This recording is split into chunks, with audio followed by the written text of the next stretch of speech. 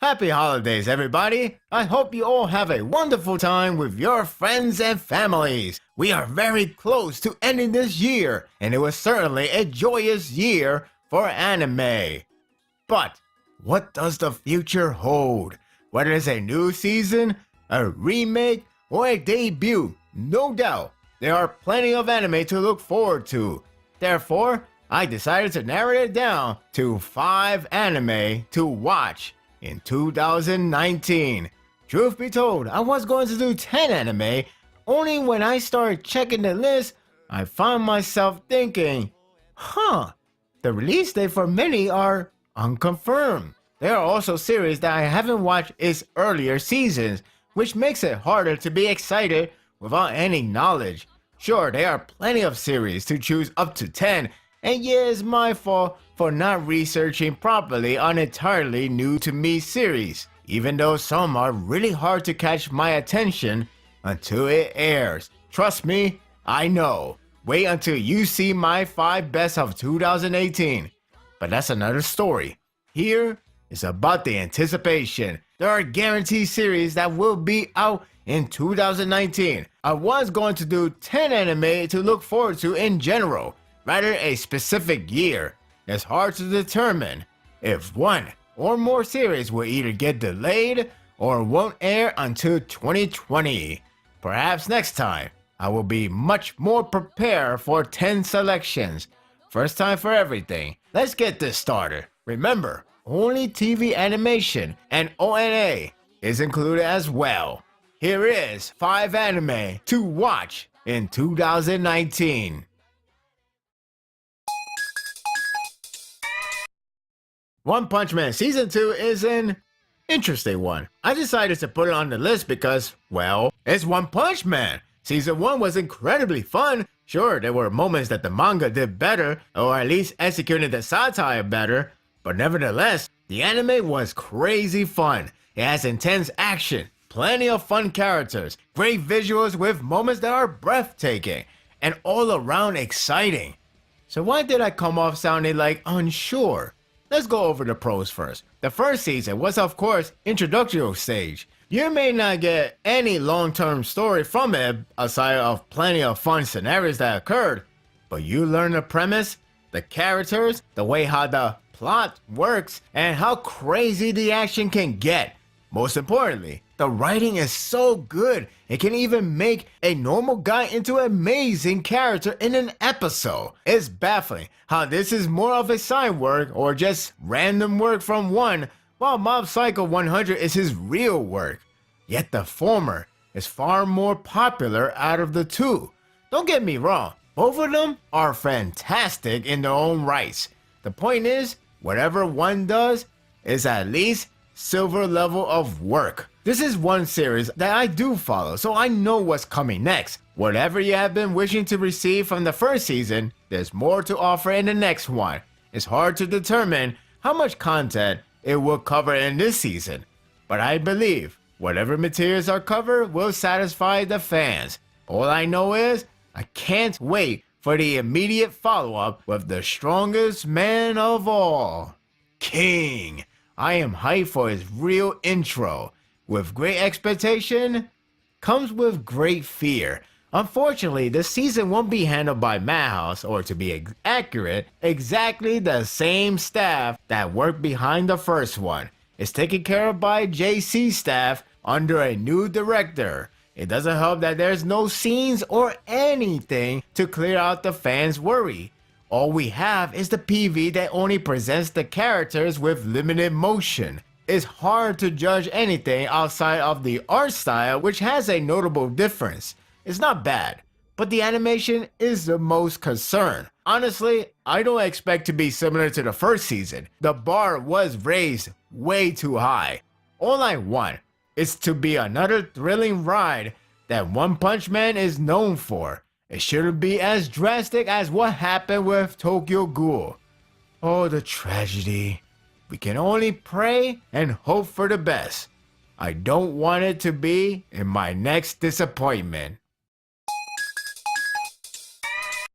To this day, I consider Mob Psycho to be one of the best work that Bones has adapted is not just the production, but the content itself, characters, writing, and entertainment are very solid. It's a great overall package, so you can imagine how excited I was when I read Season 2 announcement. The first season was simply joy with clever writing and execution. However, that was only the first season, which is pretty much an introductory stage. Now, we will be entering the fun part. Make no mistake, the first season was great, damn great. But if it is what I just said, then we can expect more sheer entertainment. One is really good at executing old idea, resulting feeling new. While I have no knowledge of the manga itself, though I have been reading some, yet to pass the first season content, there's a lot of opening paths for even grander entertainment. Fans who have read will tell you there are stories to explore that will be even more exciting than the first season. That raised my confidence that the season will be outstanding. If only I was at the convention earlier to watch the world premiere. Damn me for being late like a fool. If you haven't seen Mob Psycho 100, you should definitely check it out. The art may throw you off seeing how one is known for that art style. You should be thankful that One Punch Man has an incredible illustrator to remake the original work. Regardless, you grow accustomed to it. Like One Piece in a sense, is rewarding for it contains plenty of fun, charismatic characters, especially Reagan. Oh, especially Reagan. The action can be a blast to watch. I mean, yeah, Bone is working on it, but credit to One to come up with the choreograph. The comedy is cleverly executed. It's just a blast. There's a good chance that this season could cover the entire story. The manga has ended, so you never know. Regardless, it's one series that I definitely cannot wait to revisit. If there's a series that has received crap load of previews, it will be The Promised Neverland. And understandably so. I am aware that it's airing in winter, which is pretty much next season. So of course, it will receive that many previews. However, this is one that received the most out of winter anime to my knowledge. This is a series that has won plenty of awards, garnered plenty of fans that boosted the sales so well. You would think the anime already did its advertisement and caught many newcomers' interest. I only read the first 4 chapters. I have nothing against it. It's rather a funny story of my bad timing, but that's another story. From what I gathered, I thought the series was, well, promising. Yeah, I know, I'm sorry. I don't want to give out the details away as the first chapter or first episode will do the talking for me. In fact, if you haven't read the synopsis or watched the preview, the first episode will definitely set you up for something unexpected. What makes it most interesting is the fact that I haven't read further than chapter 4, yet I am so compelled with that amount of info alone. The fact I was really hooked by the first chapter says a lot. I won't go into depth, but what struck me with interest is how the first chapter leaves you wondering about its environment. The character seems to be likable and charming. They are kids, but that only makes the environment even more haunting. It's sort of like Made in an Abyss, where you grasp the sensation of wondrous world of charm and danger. Whatever bad happens, it is hard to digest it in. Does it apply the same for The Promised Neverland? You have to see it for yourself. It's hard to talk about it because it's the type of series where the first episode sucks you in to their world and you will be wondering where to next and how it will end. In other words, it's pretty suspenseful. It's similar to Erase, where the thrills and chills come from the murder mystery and when the path becomes the endgame destination. Here is about discovering your world. At least that's how the first 4 chapters presented. I don't know how much content it would deliver, but supposedly the first story is what made them a huge name, from mangaka's recommendations to awards. If so, we are in for a hell of a ride. I'm glad that I haven't read much. I miss being surprised. This is one promising series that I can count on. Sorry. If If you have looked into my channel, I've recently begun reviewing the series chapter on a weekly basis. Why? It's simple. Kimetsu no Yaiba is good. Like, seriously, good. Now that it's finally receiving an anime, it was a matter of what studio will handle it. To my surprise, it's affordable, I don't know how you say the name. It didn't feel real at first, but after many pinches, it's the real deal. After the recent PV from Jump Festa 2018, I can say that this will be epic. I won't go into great detail of the story and characters, but it's a simple, engaging story with really good characters under great care from the mangaka. Translate to the anime, it has a great shot to please the fans, garner new fans, and more. The protagonist is perhaps one of the best in current weekly Shonen Jump. He can be charming, funny, and encouraging. You will get behind his effort very quickly. The other characters, I won't speak much, but fear not, they won't be brushed aside. Everyone has something to offer. Knowing the series originated from Shonen Jump, that got to mean it's action-packed. Yes, but it has more than just fighting. Much like how some will praise My Hero Academia, this one offers a stronger tension, solid choreograph, and meaningful action that will have you on the edge of your seat. There's a reason why Togashi, the man who brought you Yu Yu Hakusho and Hunter x Hunter, recommended this gem. All it needs is great care. Judging by the latest PV, I feel so relieved. While the pacing is a question for another time, the presentation looks stellar. There's no real action scene, unless you count the headbutt, but if you are a fan of the series, you will know how much great care went into them.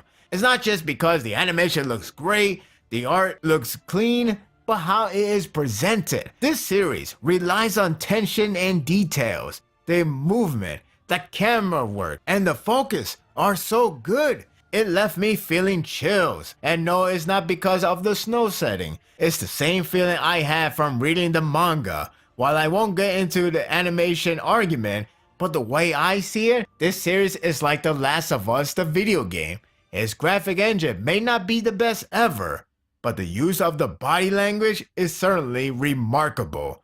Don't get me started with the music. God almighty, I want the CD already. If you're into Battle Shonen, I encourage you to try this out. I don't expect the popularity to boom, even though if we go by the logic of quality equal popularity, this will be high up there. Nevertheless, it definitely looks promising. I may know what lies ahead, but I wouldn't mind revisiting once again. With stellar presentation and content, you bet I will be watching. Before we get to number 1, here's the honorable mentions.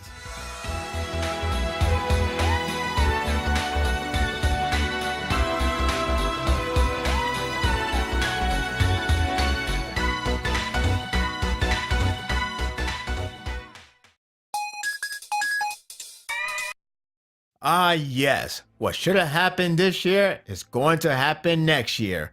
When Season 3 was announced with 24 episodes, I was exhilarated to see the second half because as you may notice in my channel, I have been reviewing the up-to-date manga chapters. That said, the content that will happen in the second half is jarring, absolutely jarring.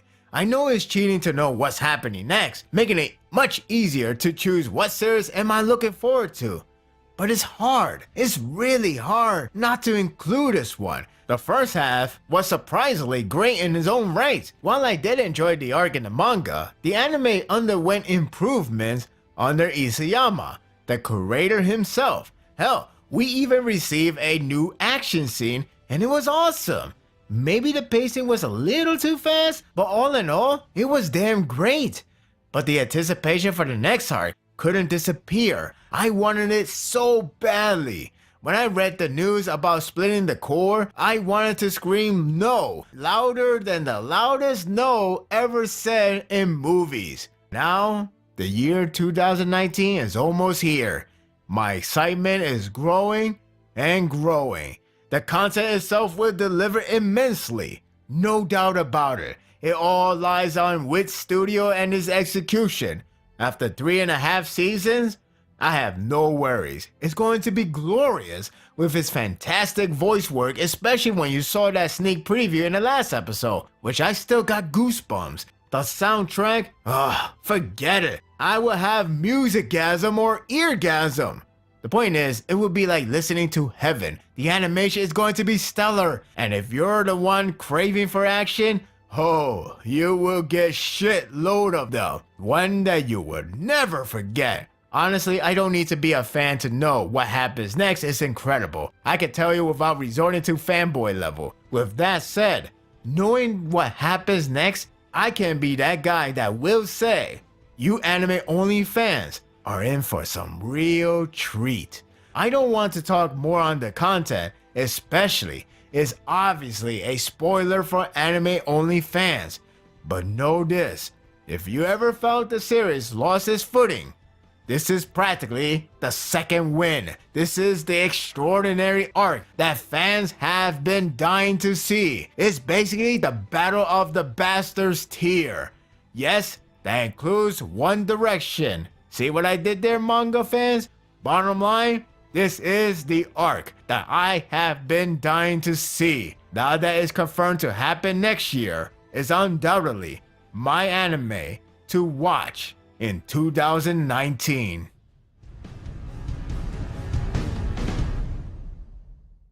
And that is my list. Who knows? Maybe there will be an anime that I haven't mentioned or that hasn't been announced that will actually override the one in the list. We can only expect and see what happens, what 2019 can bring.